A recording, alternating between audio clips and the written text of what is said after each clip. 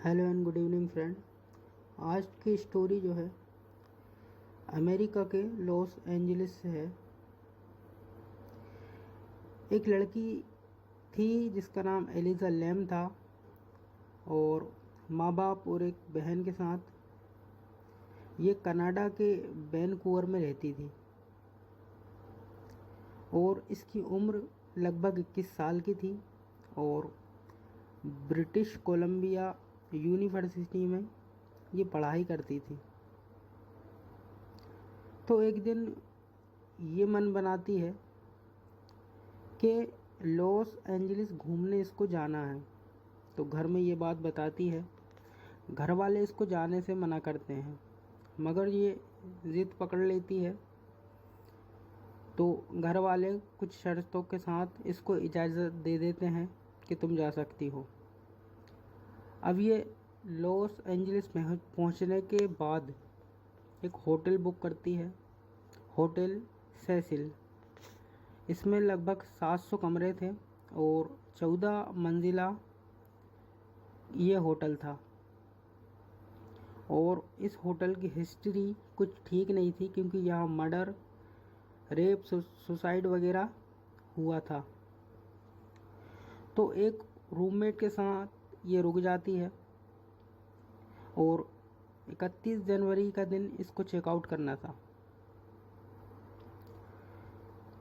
तो एक बार क्या होता है कि इसकी रूममेट शिकायत करती है कि इसका व्यवहार ठीक नहीं है क्योंकि ये नींद में बड़बड़ाती थी। तो होटल मैनेजर एमी प्राइस से शिकायत होती है तो वो इनको कमरा शिफ्ट कर देती है और कमरा नंबर 506 में इनको भेज दिया जाता है। अब ये घूमती फिरती हैं और 31 जनवरी आ जाती है।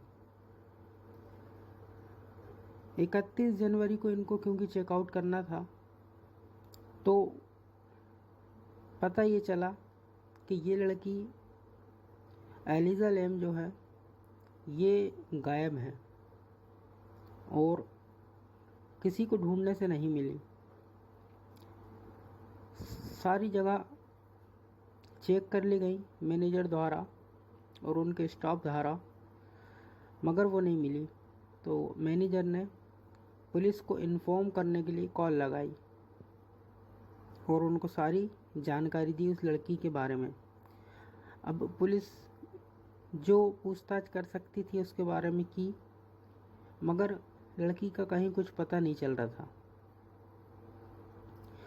तो पुलिस ने होटल के सीसीटीवी कैमरे की फुटेज चेक की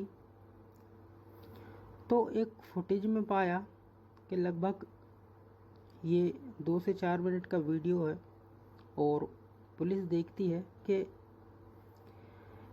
एंजिला बाहर गैलरी से भागती हुई आई है लिफ्ट के अंदर और लिफ्ट के बटन दबाए हैं मगर लिफ्ट काम नहीं कर रही। एलिजा फिर बटन दबाती है मगर लिफ्ट का दरवाज़ा बंद नहीं होता। फिर वो बाहर जाती है और यहाँ वहाँ देखती है जैसे कि कोई उसके पीछे पड़ा है और कोई उसे मारना चाहता है। और फिर कई बटन वो लिफ्ट के दबाती है मगर लिफ्ट काम नहीं करता।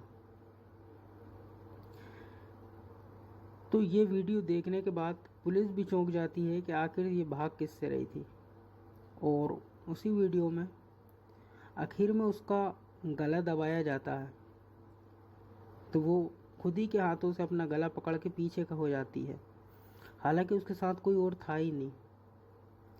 तो फिर पुलिस भी चौंक जाती है कि इसका गला किसने दबाया।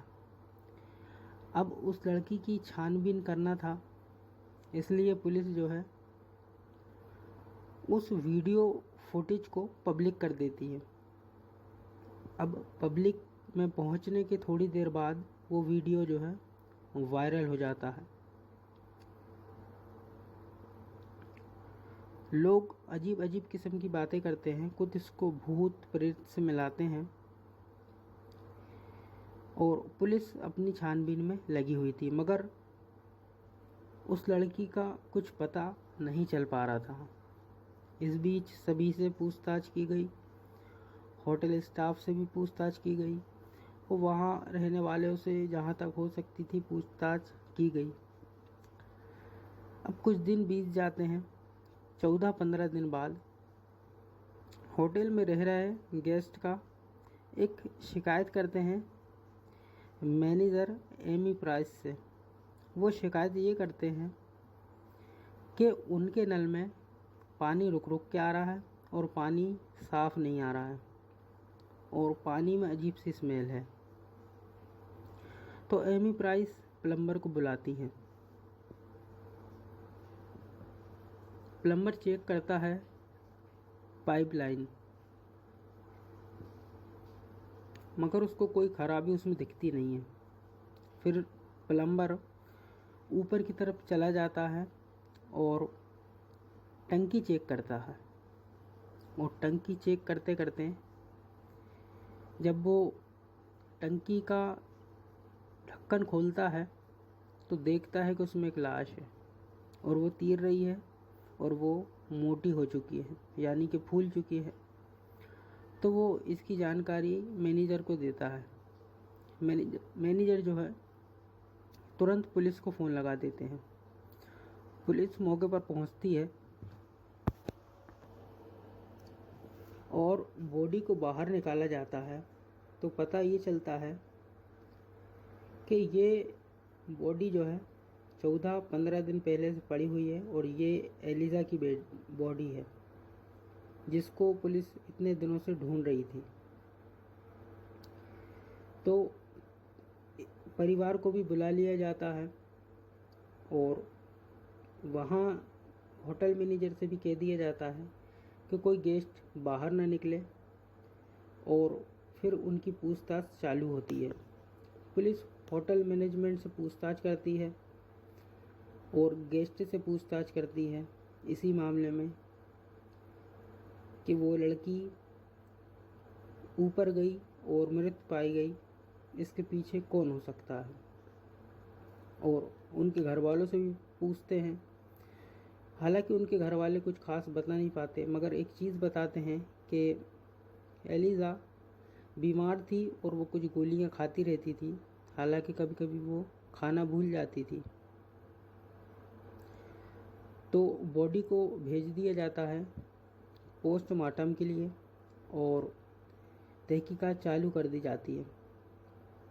और सारे ही जो होटल के स्टाफ मेंबर थे उन सबको क्लीन चिट मिल जाती इस बारे में कि उनमें से किसी का भी इस हादसे में हाथ नहीं होता है और ना ही होटल में रहने आए गेस्ट का।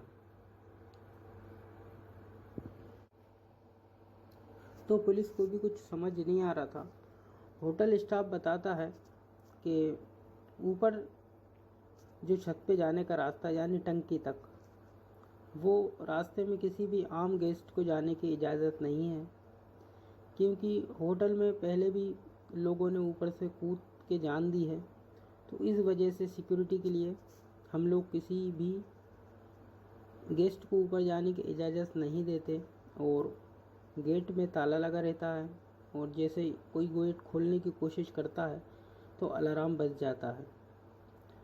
और एक रास्ते के बारे में उन्होंने और बताया जो कि फायर सेफ्टी का रास्ता था, मगर उस रास्ते में कोई एलिज़ा को लेके कंधे पर नहीं जा सकता, केवल एक सिंगल आदमी ही वहाँ जा सकता है।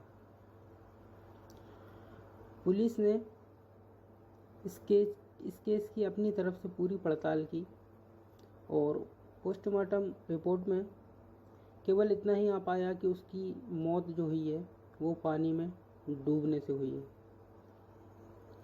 और साइको साइंटिस्ट ये बताते हैं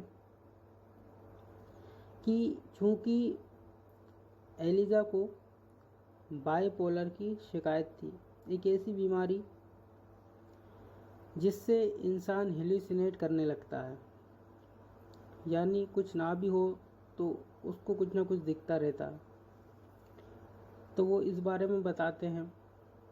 तो पुलिस भी जो है इस केस को कुछ हाथ ना लगने के कारण 19 फरवरी को एक्सीडेंट का केस मानते हुए क्लोज कर देती है।